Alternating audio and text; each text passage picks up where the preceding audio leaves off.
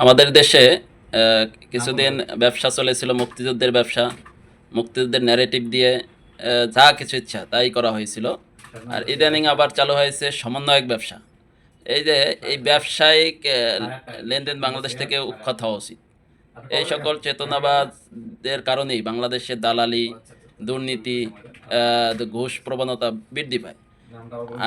আপনি সমন্বয়ক ছিলেন, আলহামদুলিল্লাহ, আপনাকে জাতির শ্রেষ্ঠ সন্তান হিসেবে শ্রদ্ধা করব। আপনি মুক্তিযোদ্ধা ছিলেন, জাতির শ্রেষ্ঠ সন্তান হিসেবে আপনাকে সম্মান, শ্রদ্ধা যা কিছু প্রাপ্য রাষ্ট্র থেকে আপনাকে দেওয়া উচিত, এবং এটার জন্য আমরা সরকারকে উদাত্ত আহ্বান জানাবো রাষ্ট্রীয় সর্বোচ্চ মর্যাদা দেওয়ার জন্য। কিন্তু আপনি এই পদ পদবি ব্যবহার করে আপনি অন্যায় অপকর্মের সাথে জড়িয়ে যাবেন এবং এর জন্য আপনাকে সকল ক্ষেত্রে পার করে দেওয়া হবে, এটা উচিত নয়। অন্যায় অপরাধ যে করবে সবার জন্য সমান আইনে শাস্তির ব্যবস্থা করা উচিত। সে যদি মুক্তিযোদ্ধাও হয়, মুক্তিযোদ্ধার কারণে সে সম্মান পাবে, কিন্তু তার অপরাধের শাস্তি হতে হবে। যে সমন্বয়ক হলে সে সমন্বয়কের মর্যাদা পাবে, কিন্তু তার অপরাধের শাস্তি হতে হবে। এইভাবে যদি শাস্তির প্রবণতা নিশ্চিত না করা যায়, দেশে অন্যায়ের প্রবণতা বৃদ্ধি পাবে।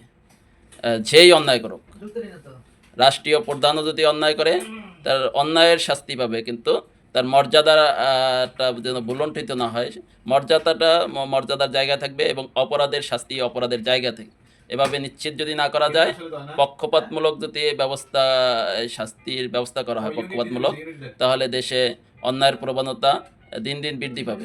সেক্ষেত্রে মানুষ ভেবেই নিবে যে আমি যদি কোনোভাবে একটা সার্টিফিকেট নিতে পারি, আমার কোনো অন্যায় আর থাকবে না। তো এই কারণেই মুক্তিযুদ্ধের সার্টিফিকেট বিভিন্নভাবে মানুষ অপব্যবহার করেছে।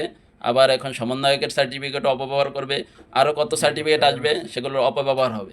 তাই সার্টিফিকেট এবং মর্যাদার জায়গায় থাকবে, এবং অপরাধের শাস্তি এটা নিশ্চিত করতে হবে। সে যেই হোক, সে সমন্বয় হোক বা মুক্তিযোদ্ধা হোক বা অন্য কোনো পদমর্যাদার হোক, সে অপরাধের শাস্তি, যে রকমের শাস্তি তার প্রাপ্য, সেটা নিশ্চিত করা আমাদের জন্য জরুরি।